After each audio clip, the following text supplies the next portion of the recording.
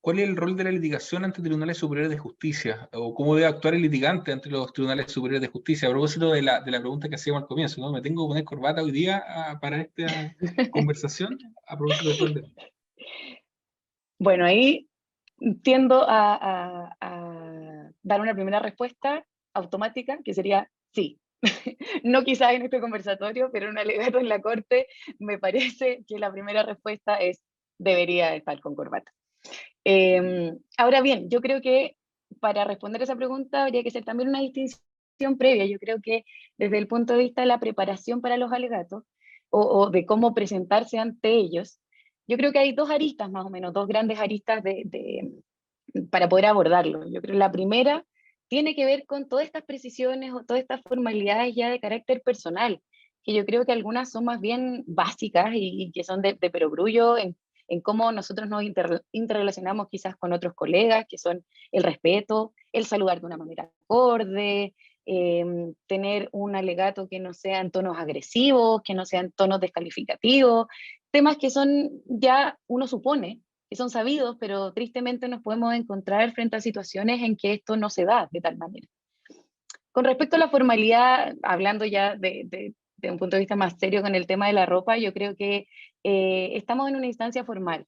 Más allá que uno pueda compartir en lo personal la definición o no de formalidad, yo creo que hay estándares mínimos que, por lo menos, de acuerdo a la convención, se han entendido históricamente. Y al respecto, repito, estando o no de acuerdo, la verdad es que el uso de la corbata, de ropa acorde, del trato acorde, es una base, es de ahí hacia arriba.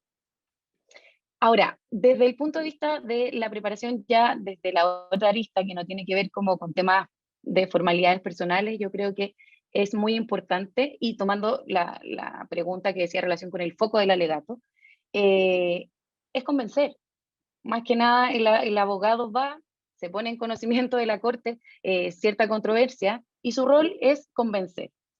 En ese convencimiento es que el abogado tiene que desplegar todas sus habilidades y todas sus estrategias, tanto en el aspecto comunicacional como en el derecho. Yo creo que es tan importante el conocimiento de la causa, el cómo yo aplico el derecho, como también la forma en cómo yo lo expreso. En ese sentido, yo creo que es muy relevante el preparar el recurso y no solo con una pauta de tener mi resumen, sino que tener conocimiento cabal de lo que yo estoy planteando. Es muy posible que dentro de una exposición, de un alegato en corte, al abogado se le puedan hacer preguntas. Y en ese sentido, la verdad es que mantener la estructura mental o quizás hasta una breve pauta, al abogado puede que lo descoloque. Y en ese sentido es esencial que para enfrentar este tipo de situaciones, que es el alegato, el abogado debe estar 100% preparado. Y nunca perder el foco de cuál es realmente el enfoque que le quiere dar a su alegato. Y volviendo nuevamente al enlace, es lo primero que tiene que ver con el tipo de recurso. Yo creo que ahí es, y lo reitero, y perdón que sea majadera sobre este tema, pero dependiendo de cada recurso, es la intencionalidad y el carril de preparación que debe tener el abogado. No es lo mismo intentar convencer respecto de los hechos a respecto, por ejemplo, como bien decía Francisca, en un recurso de derecho estricto, que como lo sería un recurso de nulidad, tanto en materia penal como en materia laboral.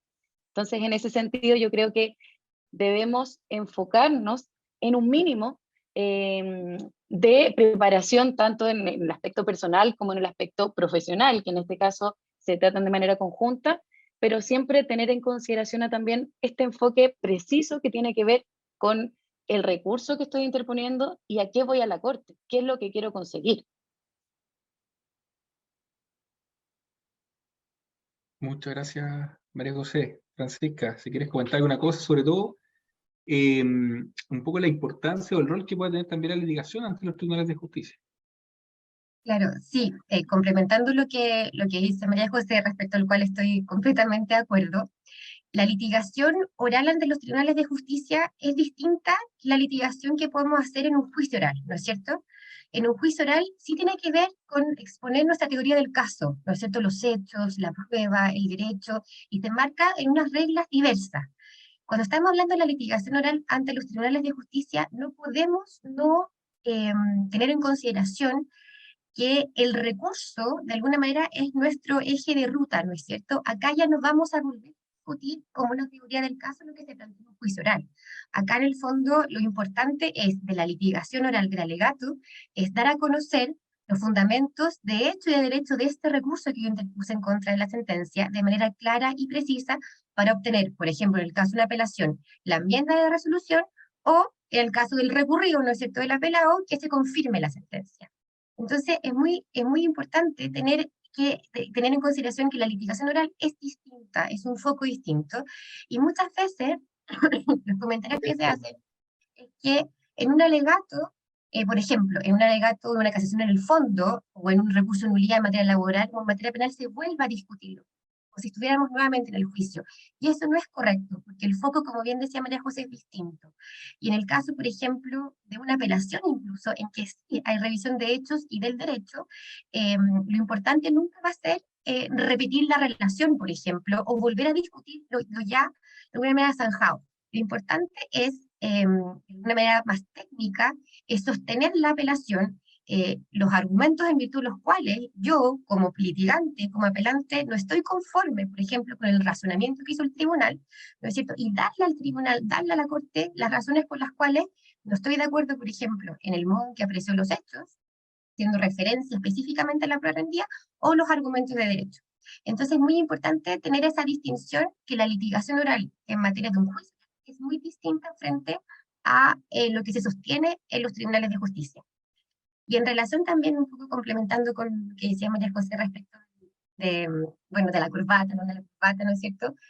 Y cómo debe actuar un litigante ante los tribunales de justicia, creo que es muy importante, y esto es algo que también se comenta por los ministros, que hay que ser deferentes, ¿no es cierto?, y respetuoso, tanto, bueno, con mi contraparte, pues con mi en el alegato, ¿no es cierto?, y también con el tribunal de primera instancia. Muchas veces los abogados estamos enojados en el fondo porque creemos que el tribunal no razonó bien o que en verdad su sentencia no estuvo conforme de acuerdo al mérito del proceso.